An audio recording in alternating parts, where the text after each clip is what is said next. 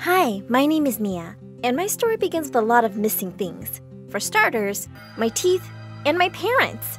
I have a medical condition called anodontia, which means I will never have my own teeth. That's pretty wacky if you think about it. But that's not the craziest thing about my life. Ever since I was young, my parents and I were always moving.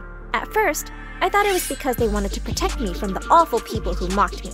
Like one day when I was 5, I was swinging in the park when 2 kids pulled my hair and called me Toothless Granny. I started crying. Mom says I'm cute. She's lying. You dumb gummy bear. Mom flew to my side in a second, and she chased the kids away. The next day, she surprised me with a set of dentures. I was thrilled. We were moving to a new place, and I was starting school soon. Finally, my life was perfect, and no one would ever know my little secret. But a few weeks later, when my parents announced we were moving again, I was not happy. I just made friends at school. I ran outside and tied myself to the tree in our backyard. If you want to take me, you'll have to take the whole tree with you. Of course, Mom untied me in 5 seconds and carried me away. And I realized for the first time that they weren't moving because of me. I drove them crazy asking them the same question for 10 hours. Why do we have to move? Why? Why? I can go on forever. I won't shut up till you tell me. Why? They always said I was too young to understand. For the next few years, we kept moving every 6 months. But when I was in 8th grade, it all finally made sense. We just had moved and I couldn't find my dentures, so I went to look for them in my parents' bedroom. That's when I saw a light flashing from behind the giant painting on the wall. As I moved it, I was shocked by what I saw. A secret room? When I walked in, I saw cool gadgets mounted on the wall and huge monitors everywhere. I opened a folder lying on the table, and I stared at it, dumbstruck. It was filled with pictures of my parents, but they had different names. There was only one crazy but reasonable explanation for all this. My mom and dad were spies. That explained everything. I knew I had to keep this a secret, but I couldn't resist taking some gadgets with me. Binoculars, HD cameras, a telescope. I was in geek paradise. The next day, I was sitting on the bleachers when I spotted Robbie, the hunky football captain, walk onto the ground for practice. All the girls were crazy about him, and he knew it. As soon as some giggling cheerleaders gathered to watch, he took his shirt off. Well, I didn't need to get closer when I had high-powered binoculars. As I was busy drooling over his perfect abs, someone nudged me in the ribs. It was Robbie's awful twin sister, Natasha. Ugh, loser. I know my brother looks like a Greek god, but seriously, get a life. And some self-respect. He's never going to look at you with that face of yours. I was watching birds, not... She walked off before I could even finish. Ugh, what a witch. And what was wrong with my face? I could have Robbie if I wanted. I just had to get close to him before someone else beat me to it. But the very next day, I saw something that broke my heart. Robbie was kissing some girl. I was totally crushed. But a few days later, I caught him making out with another girl. How many people was he dating? I decided to spy on him for a little while longer and discovered that Robbie was dating more than half the class. I couldn't believe I had a crush on this 100-timing jerk. But since I was a sucker for justice, it was my duty to tell everyone about this creep. So I sent anonymous messages to everyone he was dating with proof of his cheating. The next day, Robbie was dumped by 15 people at lunch. I can't believe I was dating a jerk like you. Go kiss your own reflection, Robbie. It felt so awesome to help good people and expose the bad ones. And that gave me a brilliant idea. I set up a website where people could reach out to me with their problems, and I'd help them. Anonymously, of course. With my newfound spying talents, I exposed a bunch of bullies, cheaters, thieves, and gold diggers. And pretty soon, I became a secret hero. Everyone in school was curious about my identity, and I came to be known as The Catcher. As I was going through my long list of requests one day, I was really shocked to see one from Natasha. She said she was secretly dating a new boy, and she thought he was cheating on her. She sounded so heartbroken, I just had to help her. The next day, I followed her boyfriend, Jack, to a restaurant. But I suddenly bumped into someone, and when I looked up, he vanished into thin air. Where'd he go? Suddenly, I heard a voice behind me. Who are you and why are you following me? Also, you're not very good at it. I stared at him stupidly for a few seconds. Wow, this boy was gorgeous up close and smart. Okay, you caught me. Your girlfriend asked me to follow you. You're lying, because I don't have a girlfriend. What? Aren't you dating Natasha? No way. She keeps asking me out, but I'm not interested. Natasha was such a liar. I texted her and told her I wasn't doing the job for her.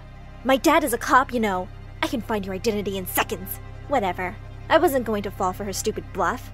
The next day when I entered school, I saw something all over the walls that made my heart stop. They were pictures of me with my dentures off, with "Toothless Freak" written on them. Someone took them while I was cleaning my dentures at the washroom after lunch. And there were more posters of me with my camera and binoculars and the caption, "Mia, the ugly creep who's been spying on us." The people I spied on were glaring at me. The people who I spied for were pretending I didn't exist, and the others were laughing at my pictures. And then came the devil Natasha. How's the payback, jerk? You humiliated my brother, remember? No, your brother did that to himself. He deserved it. I think you framed him because you couldn't have him, you toothless witch. I think you did all this because you can't have Jack. And you know what? I'd rather be toothless than be an awful person like you. At least I can fix my problem by wearing dentures. But you can't buy a nice personality or a good heart. She stared at me in shock. And just as she was about to attack me, someone suddenly stepped in. It was Jack. I can't believe you stooped so low, Natasha. Take these posters off, or I'm filing a complaint against you to the principal for bullying. And with that, he took my hand and started walking away. As I looked back at Natasha, I could see her face turning every shade of purple. After that, Jack and I started hanging out more often, and I could talk to him about anything, even my condition. Then Jack asked me out. Of course I said yes. I also decided to shut down my website. I made a public announcement during lunch. Guys, my spying days are over. You all should learn to deal with your lives yourselves. I focused on my studies after that, and my parents kept sending me money and emails, but it had been a couple of years since I last saw them. That made me kind of sad. I wish they'd been around when I needed them. Jack and I got into the same college. We gave each other a loving kiss with no clue that our lives were going to be flipped upside down soon. One day, I was sitting in the lounge by myself when 50 people in suits barged into my apartment. My parents were with them. Mom, Dad, where have you been? We'll explain later, darling. We all have to go into hiding right now. What? I'm not going anywhere. What about college? What about Jack? Sorry, Mia. This is non-negotiable. Go, go, go! Before I could protest anymore, the agents literally put me in a car and moved us to a new place. My hair was dyed red, and I was given a new name, Selena. All my social media accounts and the numbers from my phone were wiped clean. And the worst? I was told not to contact Jack for my own safety and his. I couldn't believe it. I'd worked so hard to build my life, and it had been torn to pieces. I got really mad at my parents and decided to run away and live alone. It was my only way to try and have a normal life. I used a different identity to get a part-time job at a cafe, and I continued with my studies. One day while I was working at the cafe, I saw a customer shouting at his wife. I just couldn't stand there and watch. I marched right over and told him off in front of everybody. As a few other people joined me and the rude man muttered an apology, I turned around to see someone I never thought I'd see again. I thought you were letting people deal with their lives themselves. Jack? I nearly smothered him with a bear hug. He said he'd been searching for me for a year with no luck.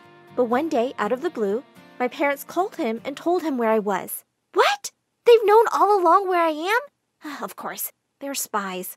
Yes, but they decided to stay away so you can live your own life. They asked me to take care of you and to tell you that they really love you. Hearing that, I burst into tears. I wished I could meet them. But of course, I had no idea where they were by now. It's okay, Mia. I'm here for you now, and I'll never leave you alone. Soon after I graduated with a business degree, we got married on a beach, and it was perfect. Except that I really missed my parents. We settled into our new home, and I had a good job at a company waiting for me. But I didn't feel really happy. Something inside me wanted to do something that helped other people. And that's how I decided to go into training to become a firefighter. A year later, Jack and I were blessed with twin babies. And now I had to leave them behind to go off to my dangerous job. I understood how hard it was, and how my parents must have felt leaving me behind every time. One day, when I was at home with the kids, I got an emergency call. A huge fire had broke out in a residential building with hundreds of people trapped inside. I dropped the kids at the neighbors and rushed to the disaster site. Just when we thought we'd gotten everyone out, I spotted a little girl inside. Without a second thought, I ran back straight into the burning building, found the child, and helped her climb out through the window. Just as I was about to get out, a burning beam fell on my head and I blacked out. When I opened my eyes inside the hospital, I couldn't believe what I was seeing. Mom and Dad were standing by my side. They instantly hugged me tight. We're so sorry we haven't been there for you, Mia. No, Mom. Dad, I understand that you had something really important to do, and I'm really proud of you guys. But I still think what you did to me wasn't fair. We don't expect you to forgive us now, but please let us make it up to you for lost time. I decided to give them a chance. Fast forward 6 months, and I fully recovered and I'm back at my job. My parents have retired from their exciting lives now, and they live right next to me. Even if they couldn't really experience my childhood, I don't want them missing out on their grandkids. And I forgave them eventually.